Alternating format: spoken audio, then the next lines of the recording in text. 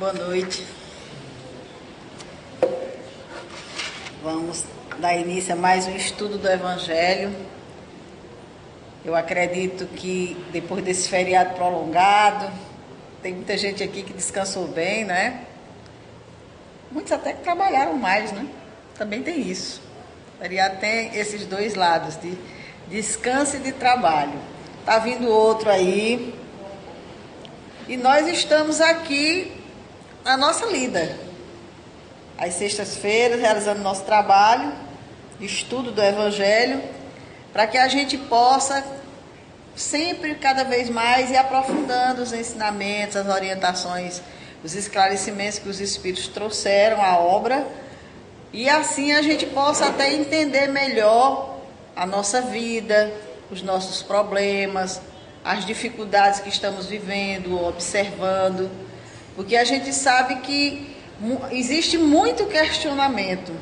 Muitas pessoas que se perguntam por que isso na minha família, por que a minha família é assim, por que a minha família não é igual à de fulano. Outros dizem, eu não queria estar dessa família, acho que eu estou na família errada.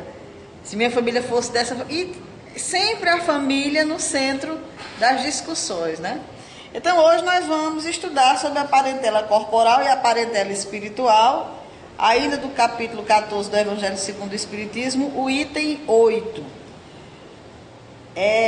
Quando nós falamos em família, nós imaginamos a família na sua formação a partir do momento em que duas pessoas, em que o casal resolve oficializar a união, resolvem construir a sua vida a partir daquele momento, um com o outro, né? Quando a mulher e o homem saem do seu lar, da companhia dos pais, e se juntam para formar uma vida em comum.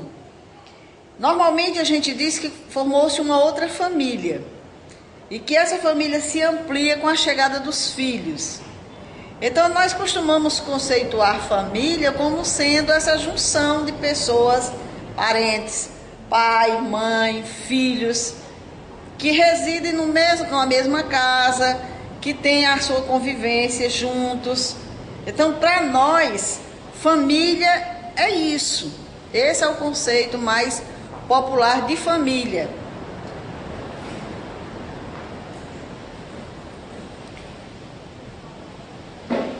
E os Espíritos nos falam algo interessante com relação à família, porque normalmente nós achamos que a casa é o mais importante, às vezes até materialmente falando, né? As pessoas, quando vão se juntar para iniciar essa proposta de família, se preocupam muito onde vamos morar, como é que vai ser a nossa casa.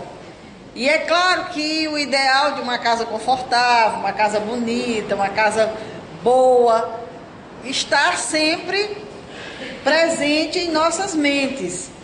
E muitas vezes a gente trabalha muito por isso, para conquistar isso, para ter a felicidade de adentrar uma casa que a gente possa se sentir bem dentro dela. Muitas pessoas nem têm isso, não impede que eles se juntem, que formem essa família.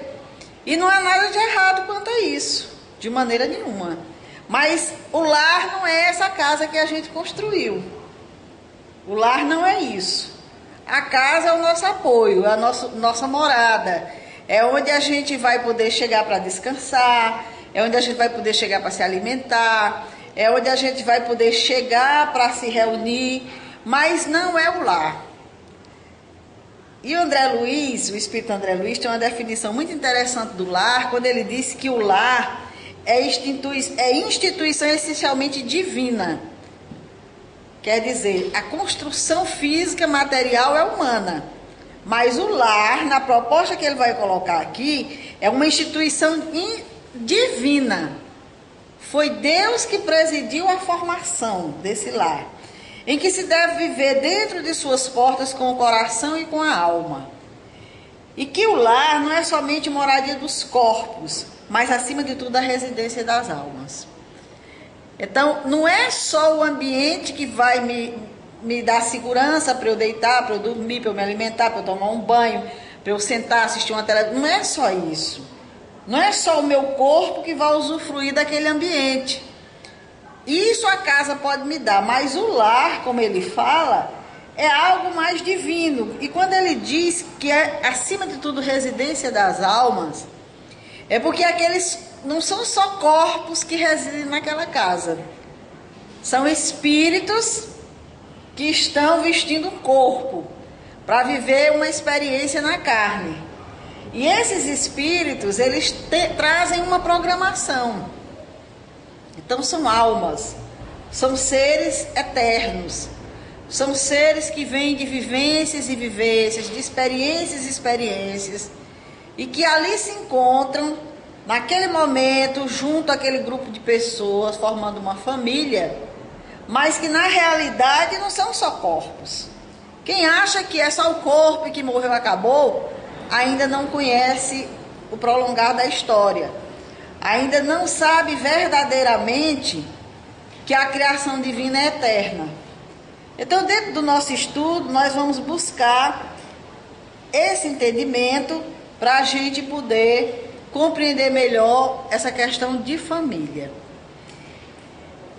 No lar se encontram, como diz André Luiz, mais que corpos, almas trazendo sua programação espiritual na busca do aperfeiçoamento. Então, cada um que ali está, traz sua programação. E essa programação é sempre busca de aperfeiçoamento. Ninguém vem para cá só para curtir, só para ganhar dinheiro, como diz a história, só para shopear. Não é só para isso, não. É isso também. Mas, acima de tudo, nós trazemos uma programação que nos encaminha para a nossa evolução. E nós nos reunimos nesse lar para buscar esse aperfeiçoamento. Então, o Espírito Joana de Ângeles, no livro SOS Família, ela tem uma outra definição do que seja família, diferente daquela que nós temos normalmente, que são pessoas da mesma parentela, da mesma família, que moram na mesma casa, ali tem uma família. Então, o que Joana de Ângeles diz? Que a família são grupos de espíritos normalmente necessitados, olha como muda, grupos de espíritos normalmente necessitados, desajustados, em compromisso inadiável com a reparação, graças à contingência reencarnatória. Então, o que ela quer dizer com isso? Que todos nós estamos aqui por necessidades. Todos nós estamos ainda desajustados. E nós estamos, nesse momento, num compromisso inadiável para a reparação. Nós não podemos, de maneira nenhuma, fugir desse momento. Esse momento é importante demais, é valioso demais. Foi Deus que nos proporcionou o momento em que nos unimos com as pessoas com quem nós precisamos nos ajustar, com quem nós precisamos reparar algumas coisas. E aí, por isso que muitas vezes a família é esse choque de convivência, de entendimento, porque são diferentes, cada um com a sua maneira de sentir, de pensar, de querer. E isso é muito difícil de conciliar. Quem é mãe sabe disso. O quanto é difícil, muitas vezes, conduzir os filhos, porque cada um é diferente. E aí ele diz assim, mas eu criei todos do mesmo jeito. Não foi criado pelo mesmo pai? Não foi criado pela mesma mãe? Sim, mas e por que é tão diferente? Porque ali está um ser que já viveu antes, já tem um ser construído. E ele está ali se apresentando da forma como ele é. Eu estou me apresentando da forma que eu sou. O outro está se apresentando da forma que é. E nós estamos ali para nos entender, para compreender, para aceitar. E muitas vezes isso é muito difícil. Então, por essa razão que a Joana nos diz que família realmente é isso. Espíritos normalmente necessitados. É muito difícil a gente encontrar uma família perfeita, que a gente diga assim, olha, aquela família ali, às vezes a gente pode até achar de fora, mas se for conviver, a gente vai perceber que também tem lá os seus desajustes, as suas necessidades. Mas é muito difícil. Existia uma família onde todos pensem da mesma forma, sintam da mesma forma, desejem da mesma forma, ou que mesmo que não seja assim, mas que um respeite a maneira de sentir do outro, de pensar, de agir. É muito difícil, e por isso os choques, né, de entendimento. Então, o nosso quadro aqui na Terra, nesse planeta de expiação e provas, é mais dessa família de grupos de espíritos necessitados e desajustados. Choquei alguém com essa informação? Na verdade, a gente até pode pensar, poxa, não, minha família é legal, eu não tenho esses problemas. Não é também assim, está todo mundo desajustado, todo mundo desequilibrado. Existe o nível de cada um, né? O nível de desajuste das famílias não é o mesmo. Alguns o desajuste é pequeno, tem situações que é gritante. Tem situações em que o filho tira a vida do pai, o irmão tira do outro, e há aquela confusão, aquela situação que a gente diz assim, meu Deus do céu, não são famílias, mas o desajuste é tão grande, a necessidade é tão grande, a dificuldade de se respeitar, de amar o outro é tão grande que muitas vezes acontecem situações dessa natureza. Então nós vamos aqui no capítulo 14, no item 13 do Evangelho, os Espíritos nos esclarecendo, os laços de sangue não criam forçosamente os liames entre os Espíritos. Ou seja, o fato de nascermos do mesmo pai, da mesma mãe, de sermos primos, tios, irmãos e tudo, não quer dizer que isso crie aquela liga, aquela união entre as pessoas. O laço de sangue não faz isso. Não é pelo fato de sermos todos do mesmo sangue que nós somos todos unidos, que nós somos todos ligados um ao outro. Porque o corpo procede do corpo, mas o espírito, esse já existia antes da formação do corpo. Então um pai e uma mãe vai gerar sua prole. Antigamente era 10, 12 filhos, hoje é 1, 2. Mas seja lá o que for, ele vai formar o corpo. Mas aquele ser que vai habitar aquele corpo ali, ele não vai formar, não. Aquele ser já existe. É como a imagem que eu tento agora passar para vocês, e que pelo menos assim eu entendi, é como se nós, os pais, fôssemos os alfaiates. Nós fazemos a roupa para vestir aquele espírito. Nós cedemos o material da roupa e fabricamos a roupa.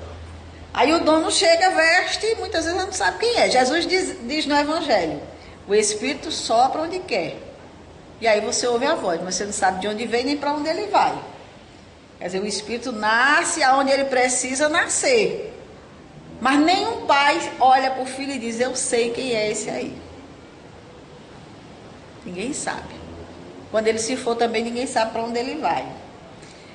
Tem um livro bem interessante, que eu até vou citar no final como uma fonte de pesquisa, em que um médico fala da situação dele, já como espírita, com o entendimento que ele tem, que foi fazer o parto da esposa, foi participar do parto da esposa. E na hora que a criança nasceu, ele disse que esperava ver aquela criaturinha de olhos fechados, dormindo, aquela coisinha sem vida.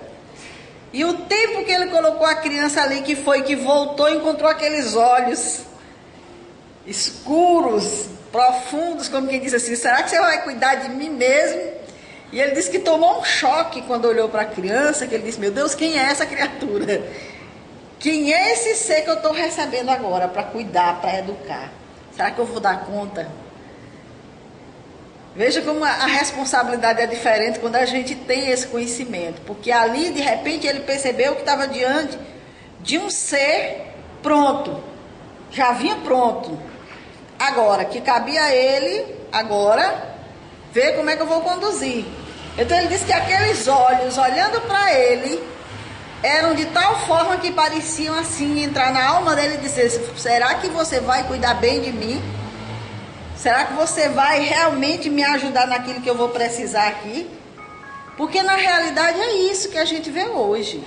As crianças estão nascendo nesse nível de consciência. A gente olha para elas e elas estão olhando para a gente E só faltam falar, daqui uns dias eles chegam falando. Estamos chegando, nos aproximando desse tempo. Então, o Evangelho continua a nos dizer, não é o pai quem cria o espírito de seu filho. Ele mais não faz do que ele forneceu o invólucro corpóreo, cumprindo-lhe, no entanto, auxiliar o desenvolvimento intelectual e moral do filho para fazê-lo progredir. Nós não construímos o espírito. Ele é criação divina. Mas nós temos a obrigação de auxiliar nesse desenvolvimento intelectual e moral do filho, que é para fazê-lo progredir. E não por acaso eles nascem pequenininhos, que é para justamente a gente poder orientar. Porque imagine se os nossos filhos já nascessem com a personalidade do adolescente, rebelde, que não aceita que ninguém lhe ponha peso, que ninguém lhe coloque ordem, que isso, que aquilo. Como seria, né? Então eles já nascem com 1000 necessidades. A gente que tem que cuidar, que zelar, que banhar, que ensinar muita coisa, ajudar nesse desenvolvimento intelectual, encaminhar para a escola, cuidar de saber como é que está o andamento dele na escola, essas coisas que preocupam tanto os pais, para que ele progrida. Mas não é só nesse campo material, não. Ele vem também para ser cuidado e zelado no campo espiritual, no campo moral. E aí, muitas vezes, o que é que a gente faz? A gente se preocupa em dar a melhor educação, os melhores colégios, as melhores roupas, os melhores tudo, inclusive que a gente não teve, ele vai ter que ter, e se esquece do lado moral da criatura. E essa criatura, muitas vezes, na encarnação, falha terrivelmente e volta para o mundo espiritual numa condição muito triste. E aí é onde os pais vão responder severamente diante da lei por não terem auxiliado os filhos nesses momentos. Alguém quer comentar alguma coisa sobre isso até aqui, perguntar? Ou podemos continuar? Então, continuando. Os que encarnam numa família, sobretudo como parentes próximos, são a mais das vezes espíritos simpáticos, ligados por anteriores relações que se expressam por uma afeição recíproca na vida terrena. Então, normalmente, os espíritos procuram reencarnar nos ambientes onde eles são afins, com pessoas afins. Com quem já foi filho, com quem já foi pai, com quem já foi mãe, com quem já foi irmão. Normalmente os espíritos buscam essa condição de afinidade. Só que pode acontecer que sejam completamente estranhos uns aos outros. Então esses espíritos, afastados por si por antipatias igualmente anteriores, que se traduzem na Terra por mútuo antagonismo, que aí lhes serve de provação. A gente, mas como é que é isso? Quer dizer que eu escolho vir para uma família que eu quero, que eu gosto, com pessoas afins, e eu escolho vir para famílias de pessoas com quem eu não sou afim? O que vocês acham? É escolha ou é imposição? Se a gente soubesse, alguém chegasse aqui e dissesse, Dora, tu vai passar 1 ano na casa do teu pior inimigo. Será que eu ia querer? Peraí, isso é pegadinha, é brincadeira. Eu ir para casa do meu pior inimigo? Não, eu não quero ir. Aí a pessoa vem e me diz assim, olha, tudo bem, ele é teu pior inimigo, mas é a chance que tu vais ter de transformar esse inimigo num amigo. É a chance única, não vai ter outra oportunidade, não.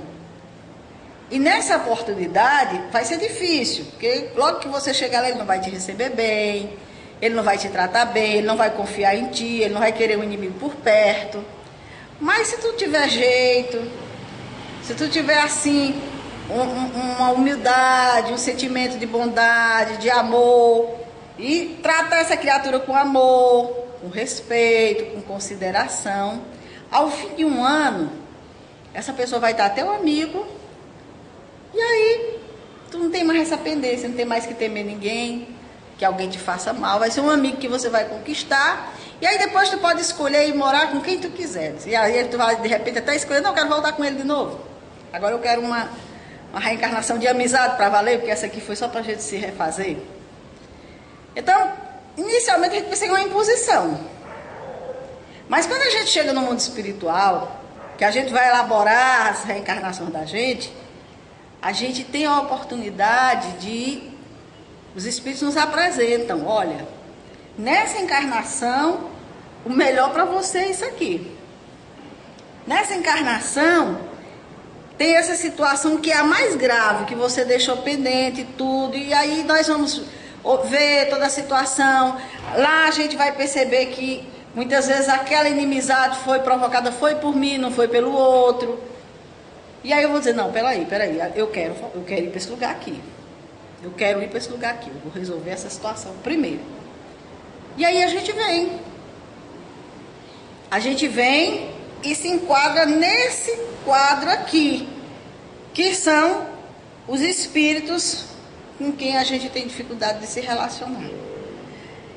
Muitas vezes é uma mãe que não cuidou devidamente dos filhos como devia, e ela diz, não, eu quero meus filhos todos novamente. Eu quero todos eles de volta para nessa oportunidade agora eu fazer diferente, eu quero reeducá-los. Só que ela vai receber aquela turminha que saiu daqui totalmente desequilibrada. Não foi ela que desequilibrou? Ela vai receber aqueles ali. E aí ela vai ter dentro de casa aqueles que nós chamamos os benditos malas.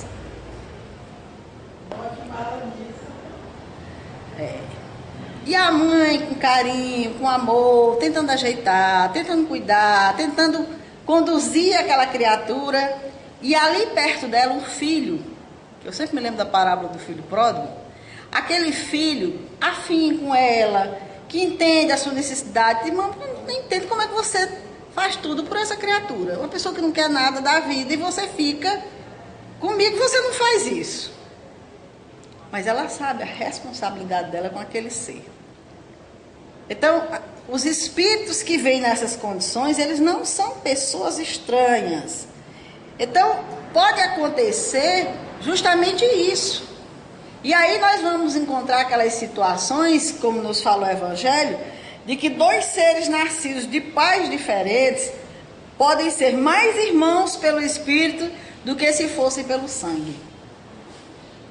Vocês conhecem alguém assim que tem uma afinidade com a pessoa que não é nada dele, que parece até que é mais irmão do que o irmão que tem dentro de casa, ou com a irmã que tem dentro de casa? Pois é. Então, nesse quadro aqui ele diz, podem então atrair-se, buscar-se, sentir prazer quando juntos, ao passo que dois irmãos consanguíneos podem repelir-se, conforme se observa todos os dias. Problema moral que só o Espiritismo podia resolver pela pluralidade das existências. Então, com a doutrina a gente entende por que é que tem isso. Por que é que tem irmão que não consegue olhar na cara do outro. Não consegue sentar junto do outro. Não consegue viver dentro da mesma casa com o outro. São espíritos inimigos. São espíritos com dificuldade de relacionamento que ali estão para se reajustar. E aqueles que a gente, se pudesse, não saía de perto, são espíritos com que a gente já conviveu, já teve muita afinidade, mas que no momento nós não precisamos estar tão junto deles, porque nós temos ali uma situação para resolver. E aí pode acontecer isso. E eu nunca me esqueci de um dia que eu conversei com uma pessoa e ela me disse assim, era um rapaz, ele disse, olha, eu lhe digo com toda sinceridade, eu acho que eu não estou na minha família. Ele sentia isso sem conhecer a doutrina espírita. Aquela não é minha família. Porque eu estou muito bem na rua, eu estou feliz, eu estou alegre, eu estou muito bem. Quando eu entro em casa, parece que apagam a luz. Parece que dá uma escuridão, uma tristeza. Eu olho para aquelas pessoas, eu só vejo pessoas estranhas na minha frente. E eu não me sinto bem ali dentro. Só que a vida é tão interessante que ele já tentou sair de todo jeito e não consegue. Tem que ficar. Porque o que ele tem que resolver é ali. Quando ele resolver, de repente ele não vai nem querer sair e lá vai ele ter que sair. E aí muitas vezes acontece isso. Tem pessoas que dizem assim, Mas não é possível, eu tento e essa situação não sai da minha vida, porque não está resolvida. Na hora que ela se resolve, pronto. De repente a gente diz assim, não estava mais nem esperando, eu não estava mais nem querendo. E de agora eu já vou ter que sair, eu nem queria mais sair. Coisas dessa natureza que acontecem. Então, foi por isso que Jesus, quando ele estava com os apóstolos e chegaram para ele e disseram assim, tua mãe e teus irmãos estão lá fora te chamando. E Jesus disse, quem é minha mãe e quem são meus irmãos? Então tem muita gente que interpreta isso como que Jesus fosse alguém ingrato. Dizer aquilo com a mãe, dizer aquilo com os irmãos. Na verdade, o que ele queria traduzir para nós é que a nossa família são todos aqueles filhos de Deus. A minha família é meu vizinho, a minha família é meu colega de trabalho, a minha família são todos vocês. Nós somos uma família só, nós somos todos filhos de Deus. Mas aqui, no atual momento, o que a gente faz? Não, minha família é essa de sobrenome tal. E ainda tem uns que acham que o sobrenome é mais importante do que o dos outros. Que o sangue deles é melhor do que o dos outros. Mas se pegar o sangue do rei e o sangue do mendigo e derramar, ninguém sabe quem é. Esse sangue aqui é de um rei. Não, esse aqui é de um rei, esse aqui é de um mendigo. Ninguém sabe. Então não existe isso. Existem as nossas convenções, os nossos orgulhos, né? As nossas crendices, as nossas tolices. Agora, diante do que nós já conversamos, que nós vimos aqui que tem famílias por laços materiais, tem famílias por laços espirituais, quer dizer, por laços materiais, aquelas que estão juntas ali porque nasceram na mesma família, são irmãos, mas não tem nada em comum. E tem aquelas por laços espirituais, que não são sangue do mesmo sangue, carne da mesma carne, mas que se afinam, que se amam, que vivem juntos. E aí, vamos para a nossa reflexão, né? Porque é sempre bom depois do estudo a gente refletir um pouquinho. A nossa família, não precisam responder, vamos só refletir. Ela é composta por laços materiais ou espirituais? As pessoas que fazem a nossa família, com quem nós convivemos, são laços materiais ou espirituais? Nós estamos juntos e sentimos que existe respeito, amor, felicidade por estarmos juntos, ou é uma luta para a gente se manter juntos? É uma dificuldade, é uma batalha todo dia. Se é assim, batalha, luta, dificuldade, renúncia, nós estamos numa família por laços materiais. Nós estamos reencarnados naquele grupo para, como nos diz Joana de Ângeles, nos ajustarmos, repararmos, e por isso a convivência é tão difícil. Agora, se a nossa família é aquela família maravilhosa, que nos entendemos, que nos aceitamos, que nos amamos, que renunciamos tudo um pelo outro, em que a gente tem o maior prazer de estar ali sempre, sempre, sempre, então existem laços espirituais, com certeza. E necessariamente não tem que ser todos assim não, porque às vezes tem um que destoa. O povo chama até de ovelha negra, né? Mas é a ovelha que foi trazida para o rebanho para ser integrada, para voltar a fazer parte daquele rebanho. Desviou e voltou. Outra reflexão. Dentre os familiares, nós identificamos desafetos ou nós somos o desafeto? Tem aquelas pessoas que a gente diz assim, esse aí, se pudesse, não gosta de mim, me trata mal, isso, aquilo. Ou nós somos essa pessoa que fazemos o redemoinho dentro da nossa família e não percebemos que somos nós, a gente culpa todo mundo e não percebemos que somos nós.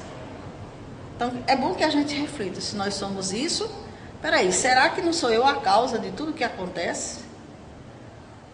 Será que não sou eu que trago transtorno para todas as pessoas? Ou aquela pessoa, ela não gosta de mim. Porque tem uma diferença. Quando nós temos desafetos, é comigo, é entre eu e ele. Se dá bem com todo mundo, mas nós dois aqui, nós não conseguimos. Então, eu tenho um desafeto. Aí a gente identifica.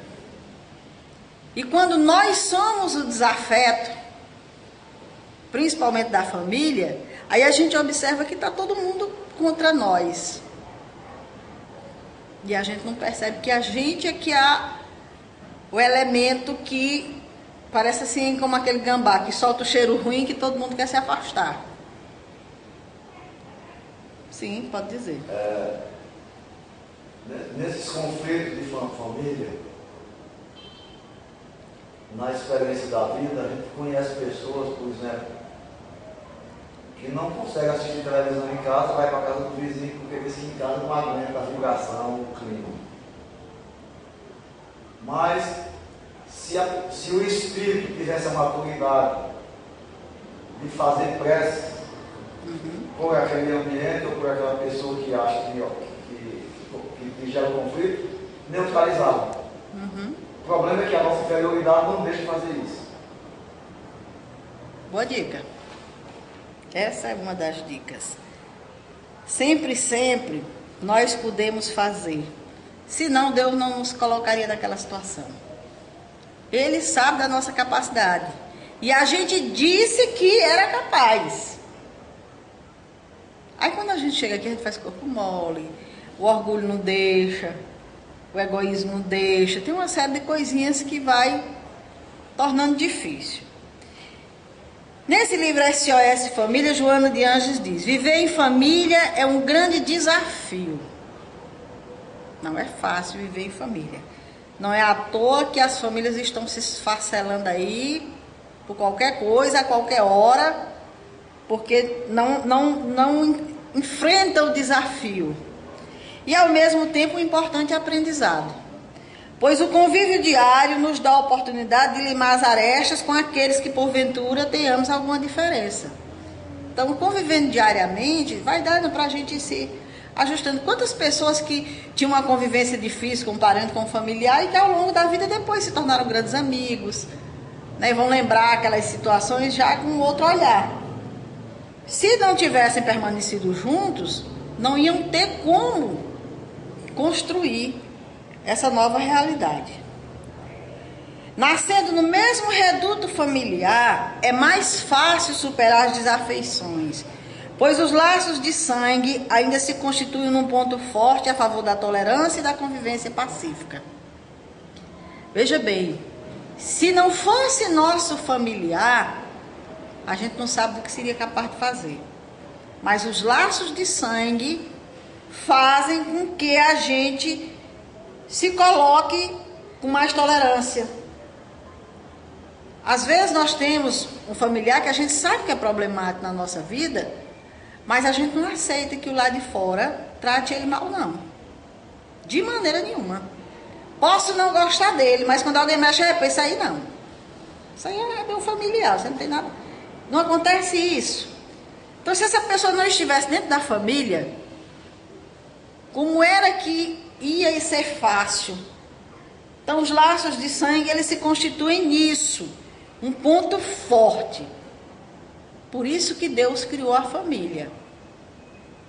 E os laços de sangue estão ali como forma de, como dizer assim, amarrar as pessoas, as relações. Então, por conta disso, a gente às vezes vê uma família ajustada ajudar um familiar desajustado. Nem que seja para que ele não compareça diante da sociedade naquele desajuste todo. Seja lá como for, a família, por conta dos laços de sangue, termina dando uma ajuda, conduzindo a pessoa, fazendo alguma coisa por ela. Então, esse colégio familiar tem suas origens sagradas na esfera espiritual. A gente pensa que não, mas tem. Tem um ditado antigo, não sei se vocês conhecem, que o pessoal diz que casamento imortalha no céu se retalha. Vocês já ouviram esse pensamento?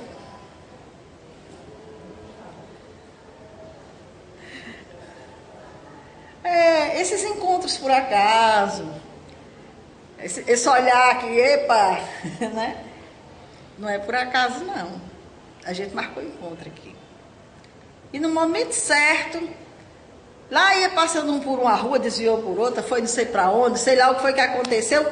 Cada um que diz assim, olha, foi um negócio tão interessante que eu não entendo como foi, ainda hoje. Só sei que estamos aqui.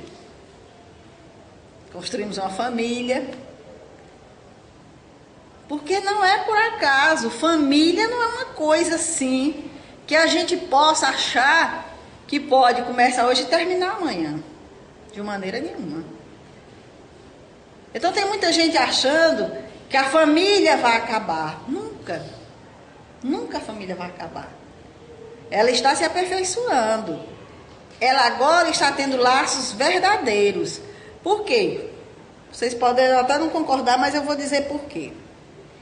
Antigamente, muitos dos casamentos, ainda existe isso hoje, mas muitos dos casamentos eram realizados entre os pais. Era o pai que escolhia o marido da filha. Por quê? Porque era uma boa parceria, a família era rica, isso e aquilo. E aí faziam aqueles casamentos com aquelas pessoas que não tinham nenhum sentimento um com o outro. E aí surgiram as famosas amantes. O nome já diz, amantes. Porque a mulher não era amante, a amante é a que eu escolhi agora lá fora. E aí o que acontecia? Mantinha-se aquele laço para a sociedade e se ia em busca de uma pessoa que realmente gostava para conviver realmente. Hoje em dia, ainda existe, mas em muito menor quantidade do que antigamente. As pessoas hoje já definem sua relação. E são eles que escolhem. Muitas vezes o pai não quer o casamento, mas o filho escolhe e acabou. De que eu gosto, de que eu quero. Sim, pode dizer. Mas nesse caso aí, dessas uniões que os pais, entre aspas, juntavam, não era já um plano espiritual, não? Uma aprovação. Tu pergunta para o plano espiritual essa, porque eu acho difícil. Eu só sei de uma coisa. Porque se o espírito merecia passar e pegar aquela taca, tem que ir. Sim, vamos fazer o seguinte, vamos negociar aqui. Não vamos achar que tudo na vida está determinado. Porque, veja bem, se a gente cumprisse tudo que está determinado, a gente seria mais feliz. O problema é que muitas vezes nós trazemos uma programação e chegamos aqui e transformamos. Agora, vamos admitir que um espírito que precisa passar por uma encarnação difícil, renasça num ambiente onde existe uma pessoa com aquele comportamento. Mas aquele comportamento não é um comportamento sadio e apoiado pela espiritualidade, não. Alguém que tem um comando das vidas das pessoas, que vê o lado material acima de tudo, não é uma orientação espiritual de um espírito elevado. Foi reencarnado. Sim. Quem estava organizando já sabia que o regime era aquele, que ele ia ter que cruzar ali? Eleodoro, ou não? Veja bem, vamos admitir que existam situações, não vamos achar que todas as situações estão enquadradas nisso que você falou. Eu tendo a pensar, é isso um pensamento que eu estou colocando, que um espírito que precise passar por uma prova difícil encarne num ambiente onde ele vai encontrar o cenário necessário. Mas não quer dizer que todos esses cenários são necessários às pessoas que ali estão, não. Porque veja bem, o ser humano, quando ele encarna, às vezes ele vem com uma proposta de um jeito e muda para outro. Ele passa a valorizar o que é material, o que é poder. Ele não veio para essa encarnação para isso. Muitas vezes ele vem para ser humilde, ele vem para servir, ele vem para fazer o bem, ele vem às vezes para ajudar, porque senão a gente vai achar que Deus criou feitores de escravos para maltratar um escravo. Não, o escravo, a pessoa que precisava de uma prova difícil, terminou caindo na mão de uma pessoa que tinha uma tendência negativa para aquilo ali. Porque aí Deus teria criado o bem e o mal. Somos nós que, quando chegamos aqui na Terra, desvirtuamos a nossa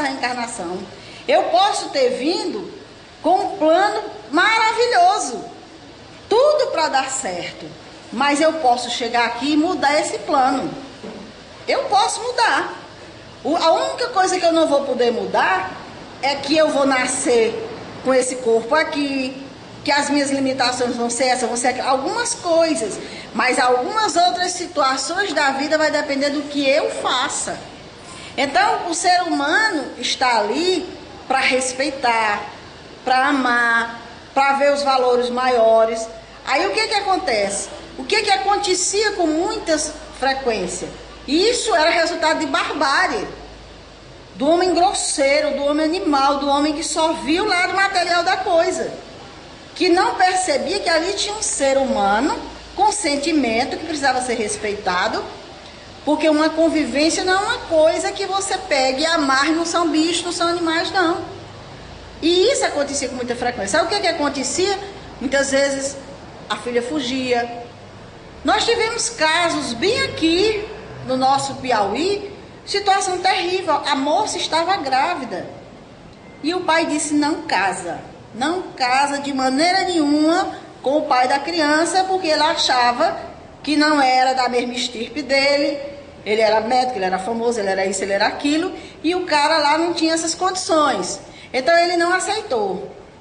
E ele disse para a filha que ela ia tirar a criança e que ela não ia casar com ele. E essa moça, no auge do desespero, o que ela fez? Tirou a vida dela e da criança. Porque quando ela tirou a vida dela, ela matou a criança também. Então veja a responsabilidade. Ele encarnou para isso?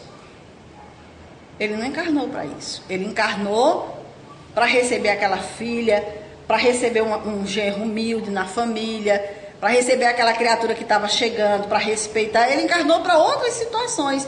O orgulho dele, quando ele se viu na pessoa de famoso, de rico, disso e daquilo, ele colocou como prevalência os sentimentos dele, negativos. E aí ele não respeitou nem a vida que ela trazia, muito menos a filha. Então nós não podemos admitir que isso seja vontade de Deus. É a vontade do ser humano. E nem ela também encarnou para cometer o suicídio. Então, assim, nós estamos discutindo família justamente para a gente entender que o cenário que a gente vê de família na nossa atualidade, ele cada vez mais ele está diferente. Porque estão surgindo famílias de vários tipos, as famílias estão se desligando, se ligando, são famílias se alargando, né, com os relacionamentos de uns e de outros e tudo isso é para que a relação seja de amor, de respeito, de entendimento, de compreensão, porque Deus não quer de maneira nenhuma que a gente vá lá para o passado e volte a fazer tudo o que se fazia por grosseria, por ignorância. Porque não é para isso o momento. Nós estamos num momento propício para a gente fazer diferente na nossa encarnação. Então, quem tem família, e todos nós temos que olhar para essa família e se perguntar quem são, fazer igual esse médico. Quem é essa criaturinha que chegou para mim? Quem é esse ser? O que ele espera de mim? O que eu posso fazer? Em que eu posso ajudar? Porque eles trazem a programação deles. E no momento certo, cada um vai querer seguir. E a gente vai ter que estar atento para saber exatamente como ajudar, como orientar, e até perceber quando ele está se desvirtuando da programação certa. Porque ninguém veio para cá para fazer coisa errada. Nós viemos para fazer coisas certas. Então, todas as vezes que a gente estiver fazendo a coisa errada, a gente está precisando ser reconduzido para o caminho certo. Mas quando a gente está fazendo a coisa certa, mas que isso fere o meu orgulho, a minha vaidade, aí quem está fazendo errado sou eu quando interfiro na necessidade, no destino e na escolha dessas pessoas. Então eu quero deixar aqui uma dicasinha para quem quiser aprofundar o assunto. É o livro Nossos Filhos São Espíritos, que tem excelentes informações. Um desafio chamado Família, Laboratório das Almas e a Educação segundo o Espiritismo. Esses 4 aqui já dá uma base de bastante informação sobre essa questão da família na visão espírita. E na próxima semana nós vamos continuar com o nosso tema. Vamos encerrar com a ingratidão dos filhos e os laços de família. Também é um tema bem importante. Pois vamos passar agora para o nosso trabalho do passe, para que possamos encerrar o nosso trabalho dessa noite.